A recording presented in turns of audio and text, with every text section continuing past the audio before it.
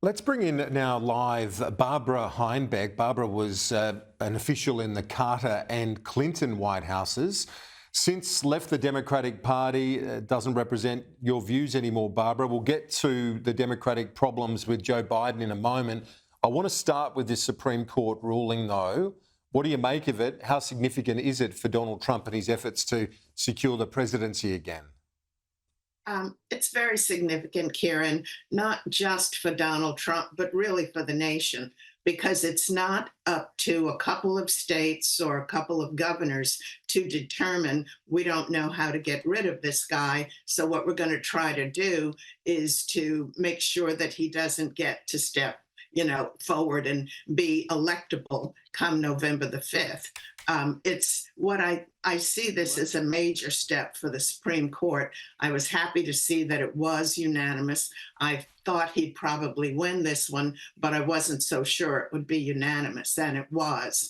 And when we look at what's going on in the country with not just with Trump, but with Haley as well, and these 13 or 15 states that are going to vote tomorrow, Haley is riding on the District of Columbia. That's one delegate.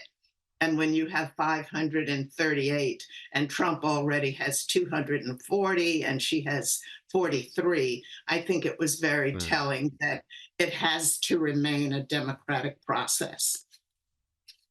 Yeah, indeed. And given it's so overwhelming in favour of Donald Trump right now, would you expect Haley after Super Tuesday to then call it a day?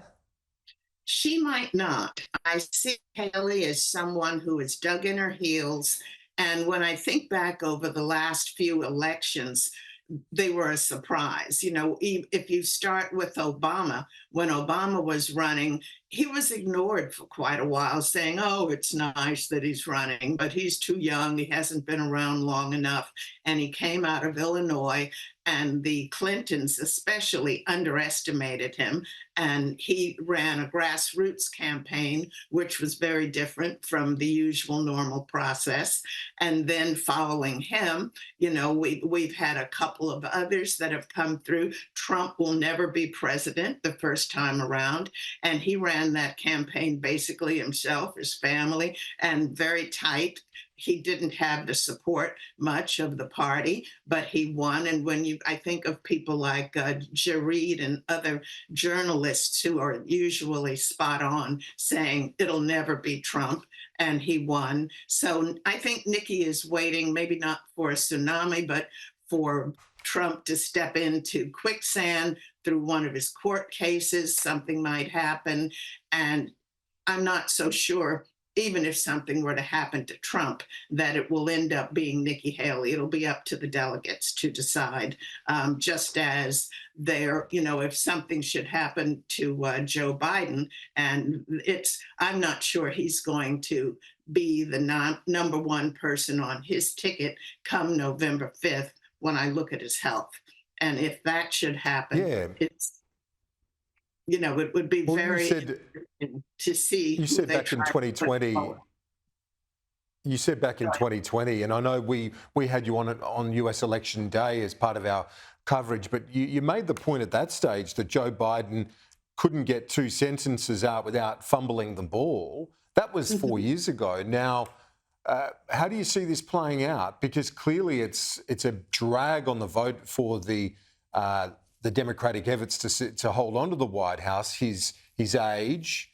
Is there any scenario now where the Democratic Party, via its convention, could bring a younger, maybe a more competitive option to run for the presidency? Yes, absolutely. With Biden, we've got two problems.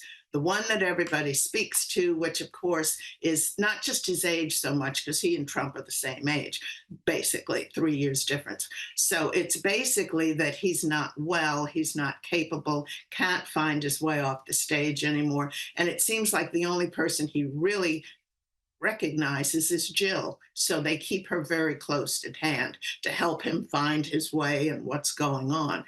But the unspoken areas that the Democrats don't like to talk much about, nor mainstream media, is the fact that everyone is afraid of Kamala Harris. She is not up to the job, unfortunately, and she has proven that time and time again. She's the only vice president I can recall in my years of following politics where the VP was less popular than the president when the president's numbers are down. And I don't recall any president having been elected if they're under 50% at this point in time.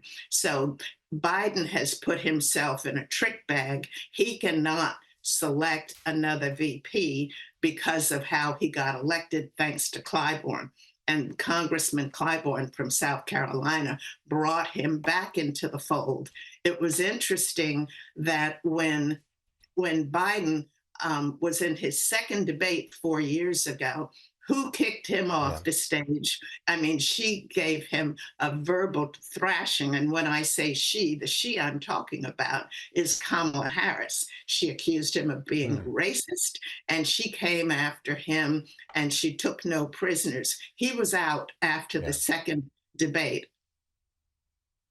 And then he came Yeah. back Well, in through Clyburn. And what sealed the deal there, right after he said, if you select me as your candidate, he told, the National Convention in America, and he said it publicly before he had it approved by the convention itself. He said, I will bring on a Black American woman on the ticket. And that was a mm, big surprise to everyone on his ticket and okay. in his campaign. And he had to stick with it. There's no way he can get around it or overstep her with, maybe the governor of California or anybody else. So he's in a trick bag right now. He certainly is. Barbara Heineback, I very much appreciate your analysis. Great to chat. We'll talk to you soon.